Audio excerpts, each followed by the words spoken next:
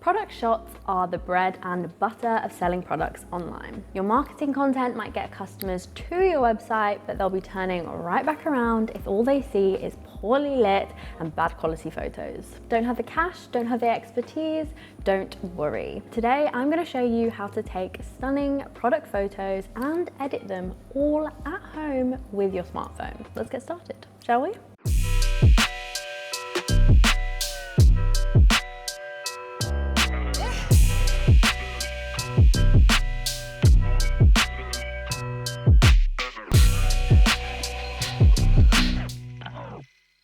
Before we get started, make sure you're subscribed and hit the notification bell so you never miss another one of our super helpful tutorials just like this one. The majority of our lives are now online, so customers are more likely to see a photo of your product than they are to see it in real life. And how they see it matters. A picture is worth 1,000 words after all. Think of yourself as a customer. Say you're looking to buy a new watch. Are you enticed by this image or this image? Need a new bike? Is this picture getting you to pull your wallet out, or is this picture? Your product images can be the difference between gaining or losing new customers, no matter how good your product is. But don't worry, we will have you snapping stunning product images that will have you converting customers all around the world in no time. And for this video, we have specially brought in Adam, our resident photographer, who's going to help us and run us through the ins and outs of product photography at home, all on your smartphone. Get your pen and paper out, get a brew ready or a cup of tea, and buckle up because today we're going to show you how to save some serious bucks all while investing in your business. But first, here's the list of all the things you need to get started. Number one, a high quality phone camera. Nowadays, phone cameras are really good. So if you have one of the newer models or even ones that are a few years back, it'll work fine. Number two, a setting. We're gonna go into this in much more detail later, but this could be a whiteboard or it could be a fun, creative setting. Number three is a tripod. This is the only bit of equipment we would recommend buying. It requires low investment with a high payoff, and you can get some really cheap ones on Amazon. With product photos, consistency is key throughout your website, so a tripod will help you do this. Number four, lastly, we need to consider light. Here you have three options. A, you can use natural light, but keep in mind if there's a lot of direct light and there's no cloud, you'll want to use a light diffuser. This could be a simple white bed sheet that you hang on your window, and this helps avoid oversaturated images. B, buy a softbox light or a ring light. There are loads of cheap options on Amazon. C, use a lamp. Yes, you can use a standard lamp, you just need to make sure you get a white light bulb for it. Unless you want a warmer look, then you can use your average light bulb. The setup for these will be slightly different, but a general rule of thumb is you don't want the light to be directly above the product. You want it to be off to the side, and then you want to bounce that light back. This you can do with a white bounce board, which is available in most dollar stores. It's basically just a shiny bit of card that's white that reflects light. Alternatively, you could use a shoebox. A lot of them tend to be white and they have a sheen on them, and it also means that it won't move on its own, so bonus. Lastly, before we begin, make sure you switch off the lights. I know this sounds a little bit crazy, but you want there to only be your single source of light or your multiple sources of light that you're using, not other lights like these bulbs that you might be able to see in the shot. That way you avoid having a mixture of different lights and you can focus on just that one that you're using to capture your image. And that's it. Let's get our setup sorted. So I've got my phone and I've got my white backdrop. We typically find that a white backdrop, simple backdrop, is far better than something that has a lot of texture, a lot of colour. It's just too much and it takes it away from the product itself. We should actually be photographing this on a tripod, but we don't have a tripod, so. And also, Adam's a pro, so he doesn't actually need a tripod. So. Oh, stop it. Yeah. So yeah, I have everything here, simple backdrop, got my phone. Also, I just found this, so we're gonna use this as the prop. Like Adam said, white backdrops work best for products, but if it's something like clothing or an accessory, it normally works best in combination with a hero image that a person is in. So like someone wearing the clothes or wearing the makeup or something, that always looks a bit better because then people can imagine themselves with that product, and that sells. So if the products that you want to shoot on anything that's clothing or anything that you wear, you need to be getting a bit more creative with your hero image. So here are a couple of my favorites.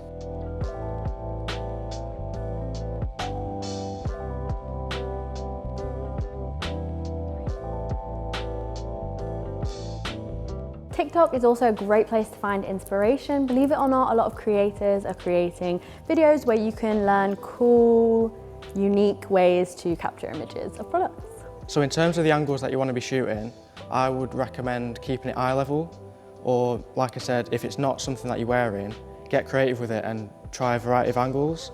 Some of them that I like to do is go a bit lower. So right now, I'm about eye level with the products. This is a good kind of starting point. If you want to get a little bit more creative, like I said, I'd recommend maybe getting a little bit more lower and getting some kind of, just kind of a bit of variety. You can also go above eye level and get like a side angle, maybe try from this side, about here.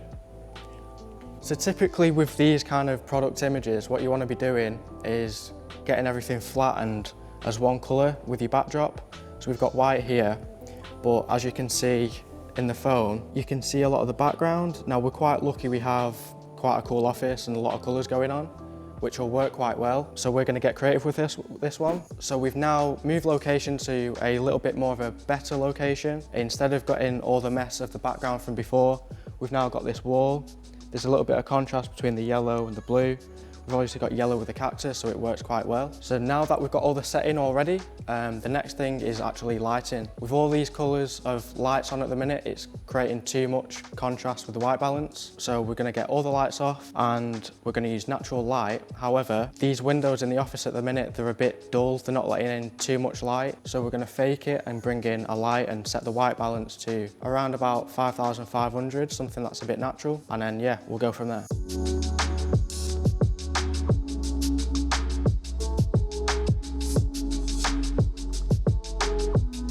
As we can see in the phone, this is creating like a little bit of a shadow here, which is quite nice. It adds a little bit of contrast. If I come here, we'll try and close off this area because it's too messy. So a little bit of contrast with the white and the wall. Try and get the shadow in. Eye level, and then we'll try and switch it up. We'll get like we'll try higher because I can't go low because there's a desk. I'll try come this way. Bit of a different angle. So one thing that I try to do with product photography is keep the product in the center of frame. That way that you can just use like the negative space around it. You don't want to be filling the frame with too much unnecessary items. Again, it just draws the attention away from the actual product itself. With lighting as well, the best thing that you want to try and do is just avoid lighting the surface that the product is sat on. It just picks up on texture. So now with these photos that I've just taken, I'm going to take it into Lightroom on my mobile and take you through my editing process. So I'm editing in the Lightroom mobile app. Now this is a free app that you can use to edit your photos. There's a desktop version that you can get, but you need to pay for it. So I'd recommend just downloading it on your phone and going from there. If we load up the first image, first thing that I like to do is mess with the light settings. Just properly expose it, bring up the shadows a little bit, add a little bit of contrast, bump up the exposure just a little bit. So you can see here, like I'm bringing the highlights down, the shadows up. You don't typically do this, you usually do it the opposite way around, but this is just like a stylistic choice that I like to do. Then colour, so I'm gonna basically just edit the tones, the yellows and blues to make them pop. So increase the saturation a little bit, increase the luminance, which is essentially like the brightness of the colour, and shift the hue to maybe a bit more of an icy yellow. And the blue, more towards like an aqua, and then again, punch in the saturation just a little bit. You want to just keep these edits very, very simple. You want to be saving like the niche looks for your portraits and your landscapes. Product photography should just be simple, grab the viewer's attention, and then there you go. So another good technique that I like to use is the radial gradient. So if we bring up one here, we make it just a little bit larger than the product itself. We invert it, and what we do, drop the exposure just a little bit, increase the contrast, drop the shadows a little bit more, and then if we go to the color tab, in the saturation, just bump it down just a little bit. It just draws a little bit more attention to the product itself. It's almost like a fake vignette without actually vignetting. And then what we can also do is, because the white is a little bit too in your face, it's drawing you away from the product itself. We'll get a linear gradient, just like this. We'll get the whites and drop them down.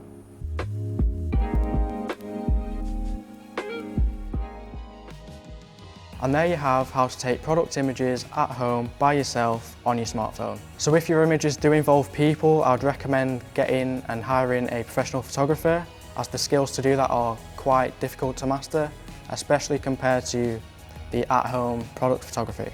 But on that note, if you do want us to make a budget option for you, we'll make a video on that. And what we'll do is we'll take you through a step-by-step guide, kind of similar to this video, on how to take portraits. Let us know down below in the comments if that is a video that you'd like to see from us, and I'll see you next time.